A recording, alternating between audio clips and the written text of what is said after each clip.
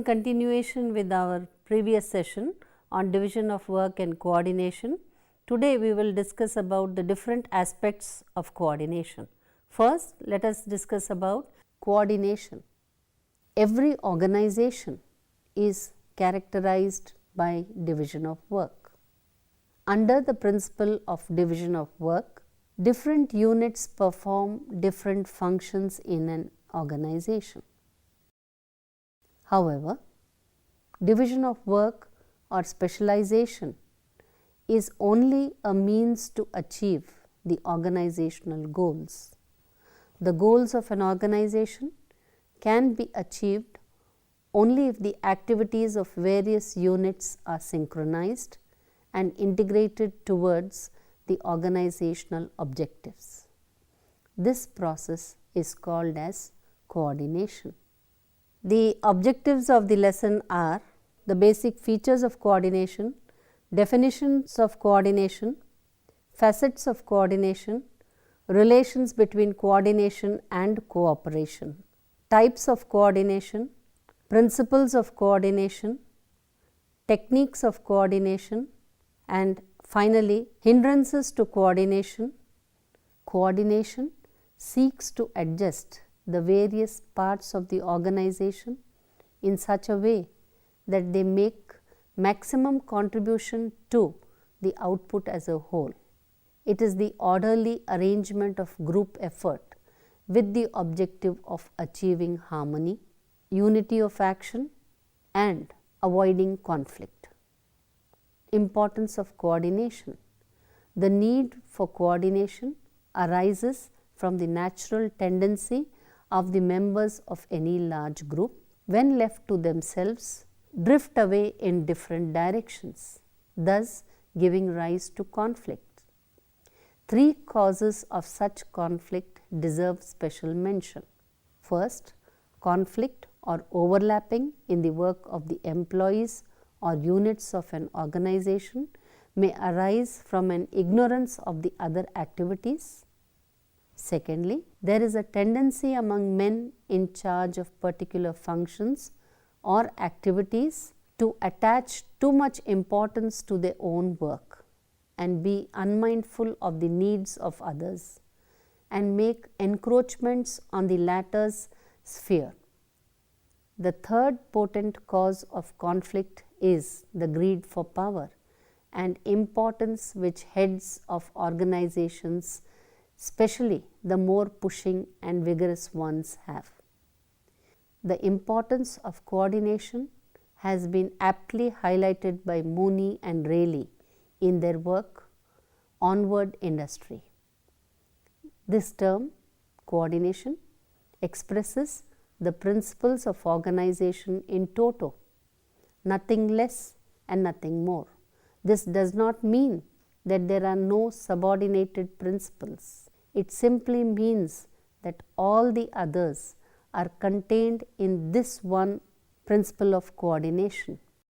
The others are simply the principles through which coordination operates and thus becomes effective. Basic features of coordination. If subdivision of work is inescapable, coordination becomes mandatory. Coordination is a process. It is a process of achieving integration among different organizational units. Thirdly, coordination is present in all organizations, but in varying degrees. Fourthly, unity of effort is the heart of coordination problem. By unity of effort, we mean that the managers arrange the nature and timing of activities so that individual efforts blend into a harmonious stream of productive action. 5. The chief objective of coordination is a common purpose. As Dalton McFarland contends, the degree to which the organization achieves its intended purpose is at least a partial index of the extent to which the chief executive has been able to coordinate it. Sixth, Coordination cannot be achieved automatically. It must be won by intelligent, vigorous, persistent and organized effort. Definitions of coordination. Newman defines coordination in this manner, quote, "Coordination deals with synchronizing and unifying the actions of a group of people. A coordinated operation is one in which the activities of the employee are harmonious, dovetailed and integrated towards a common objective." McFarland defines coordination is the process by which managers achieve integrated patterns of group and individual effort. To coordinate is to develop unity of action in common purposes. Mooney defines coordination as an orderly arrangement of group effort to provide unity of action in pursuit of a common purpose. According to Gullick, coordination is a set of human and structural mechanisms designed to link the parts of the enterprise together to help achieve the specified objectives. J.C. Charlesworth, coordination is the integration of the several parts into an orderly whole to achieve the purpose of the undertaking. According to Seckler Hudson, coordination is the all important duty of interrelating the various parts of the work. Mary Parker Follett defines coordination as the reciprocal relationship of all factors in a situation. Facets of coordination. A. Group effort. Organization is not a haphazard collection of people, materials, machines, equipment and other financial and physical resources. The financial, human and technical resources are properly organized and coordinated. Coordination transcends and permeates all managerial functions. It is the orderly synchronization of efforts of the subordinates to provide the proper amount of timing and quality of execution, so that their unified efforts lead to the stated objectives of the organization. It aims at the synchronization and unity of action of a group of people to achieve organizational objectives. B. Unity of action. Coordination applies to the group effort, not individual effort. It stresses the unity of effort and unity of action. It is an ongoing process where managers develop an integrated, orderly and synchronized pattern of group effort among their subordinates and try to attain unity of effort in the pursuit of some common objective. C. Common purpose. Effective coordination is sine qua non of good management. Coordination is not a one-shot deal. It is a never-ending process of ensuring the achievement of organizational goals effectively.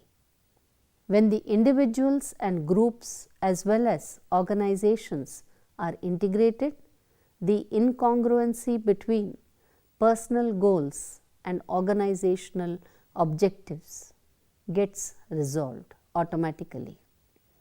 Coordination involves a reciprocal relationship, that is, willingness to take and give among the people and activities concerned. Each employee is more than a bundle of stimuli and responses. He brings with him a unique storehouse of goals, perceptions, attitudes, beliefs, values, etc. Each tries to serve his own goals and ends. Conflicts between individual goals and organizational objectives are inevitable in every firm. Such conflicts and inconsistencies demand coordination of efforts to achieve common goals. The types of coordination. In the types of coordination, we have internal coordination. Internal or functional coordination is applied by the organization among its various constituent units. Second, external coordination. External coordination concerns with coordinating the activity of different organizational units. Vertical coordination. Coordination between different levels or agencies is called as vertical coordination. Fourth, horizontal coordination. Coordination among its equal units working under the same executive is called horizontal coordination. It is interesting to note that hierarchy facilitates both vertical and horizontal coordination, highlighting the importance of hierarchy as a supreme coordinating device. Paul H. Appleby said, "Hierarchy functions both perpendicularly and horizontally. The horizontal relationship is between units and between agencies, commonly regarded as coordinating in an effort to distinguish between coordination and administration. Coordination effected between units responsible to a single executive is coordination at the level of units. Administration at the level of the executive to whom they are responsible, whereas he in turn participates in coordination with other agencies at the level. Principles of coordination. Coordination is a continuous and dynamic process and emphasizes unity of efforts to achieve the desired objectives. Mary Parker Follett has spelled out the following principles of coordination. 1. Principle of direct contact is the first principle. Follett states that coordination can be achieved by direct contact among the responsible people concerned. She believes that coordination can be easily obtained by direct interpersonal relationships and direct personal communications. Such personal contacts bring about agreement on methods, actions, and ultimate achievement of objectives. Direct contacts also help wither away the controversies and misunderstanding among organizational participants. It is based on the principle that coordination is better achieved through understanding, not by force, order, and coercion. Second, early stages of coordination should start from the very beginning of the planning process. At the time of policy formulation and objective setting, coordination can be sought from organizational participants. Obviously, when the members are involved in goal setting, the problem of coordination is 90% solved. It is because participative goal setting enables agreement and commitment to organizational goals, and there is no question of conflict and incongruency of goals of individuals and organizations. Coordination, if not initiated in the early stages of planning process and policy formulation, becomes difficult to exercise in the later stages of the execution of plan. Third, reciprocal relationships. As the third principle, Follett states that all factors in a situation are reciprocally related. In other words, all the parts influence and are influenced by other parts. For example, when A works with B and he in turn works with C and D, each of the four finds himself influenced by others, influenced by all the people in the total situation. Follett contends that this sort of reciprocal relations and this sort of interpenetration of every part and again by every other part as it has been permeated by all should be the goal of all attempting at bringing about coordination. Fourth, principle of continuity. The fourth principle advocated by Follett is that coordination is a continuous process. Coordination is the never ceasing and never ending exercise of managers. It is something which must go on all the time in the organization. Further, coordination is involved in every managerial function. Fifth, principle of self-coordination. In addition to the principles listed by Follett above, Brown has emphasized the principle of self-coordination. According to this principle, when a particular department affects another function or department, it is in turn affected by other departments or functions. This particular department which is affected may not have direct control over the other departments that is influencing the said department. However, if other departments are modified in such a fashion that this affects a particular department favorably, then self-coordination is achieved. For instance, as we know, there must be coordination between the level of production and sales. When the production department alters its total production in such a way as to suit the sales capacity of the marketing department, even before the marketing department makes request to cut down the production or to increase the production, self-coordination is said to have taken place. This, of course, requires effective communication across the departments. This principle is rarely practiced in day-to-day life. Techniques of coordination. Broadly, there are two methods of coordination: formal methods and informal methods. The formal methods of coordination can be outlined as follows. 1. Planning.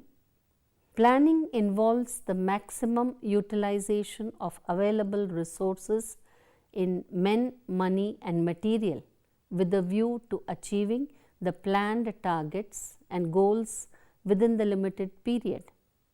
Effective planning is an efficient coordinating device. Second, sound principles of organization. An organization established on sound principles of structures and functions is an effective check against the evils that stem from a lack of coordination.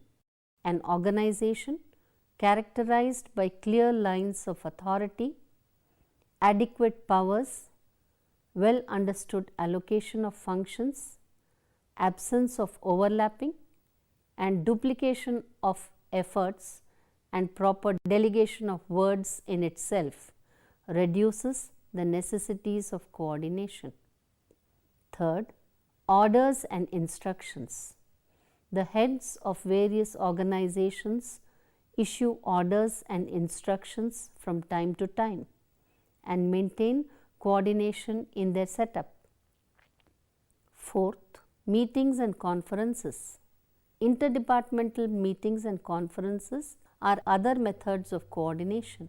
These conferences create a feeling of common purpose. For example, the zonal councils meet at periodic intervals to coordinate the development of various states. These meetings provide opportunity for exchange of views, removal of differences and pave the way for singleness of purpose. The Central Secretariat, the Cabinet Committees, the Planning Commission and the National Development Council can be cited as examples for coordination by meetings and conferences. Fifth, standardization of procedure and methods. Another method of coordination in an organization is to certify the methods and procedures of working of different branches of organization. Forms, manuals, rules and regulations are examples of such standardization. Sixth, centralized housekeeping. In administration, housekeeping activities denote supply, warehousing, cleaning, mailing, transportation, food and telephone services. If such services are centralized in one agency, a great amount of confusion and expenditure can be avoided. Seventh, coordination by ministries. Certain common requirements of ministries can be centralized in one ministry. For example, the Ministry of Finance coordinates the requirements of various ministries. 8. Effective communication. Effective communication greatly enhances the coordinating capability of an agency. Informal methods. In addition to the formal means discussed, there are informal media of coordination which are no less effective. Personal contacts are perhaps the most important of these. They help free exchange of ideas, frank discussion and agreement by compromise. Committees and conferences furnish opportunities for such informal consultations. Hindrances to coordination. For the success of any enterprise, coordination must exist between different departments, groups and activities. Unfortunately, there are some limitations to the degree of coordination that can be achieved in any organization. Some of the constraints for effective coordination, as enumerated by Luther Gulick: 1. The uncertain future poses a threatening challenge to coordination. Natural phenomena like rain, floods and certain abnormal changes in the behavior of individuals and groups in organizations are the examples of an uncertain future. Second, the knowledge, experience, character and wisdom of the managers and their confused and conflicting objectives and ideas also act as a constraint for effective coordination. The lack of administrative skills and the lack of adequate knowledge of necessary techniques on the part of managers also limit the degree of coordination in an organization. Fourth, the lack of an orderly method of developing and adopting new ideas and programs. A vast number of variables involved in the completeness of human knowledge, particularly with regard to man and his life, also limit the degree of coordination. Seckler-Hudson have added 4 more factors, namely size and complexity, personalities and political factors, the lack of leaders with wisdom and knowledge pertaining to public administration, and the accelerated expansion of public administration of international dimensions. In short, the hindrances to coordination are the rapid proliferation of government departments and agencies, lack of delegation by the superior authority, and ambiguity in defining the span of control. To conclude on the session on coordination, we have discussed about the meaning and importance of coordination, the features of coordination, definitions given by various authors like Mooney, Gulick, Charlesworth, Mary Parker Follett, etc. Facets of coordination also have been highlighted. In the later part, we have discussed about the types of coordination and the principles of coordination. Then we came to the techniques of coordination, and finally we have discussed about hindrances to coordination. Coordination is the first principle of administration, and as students of administration, it becomes necessary for us to realize the significance of coordination and also to understand that wherever we have division of work, automatically coordination is a must. Discuss the techniques of coordination. Second, what are the hindrances to coordination and how to overcome these hindrances? What are the different types of coordination?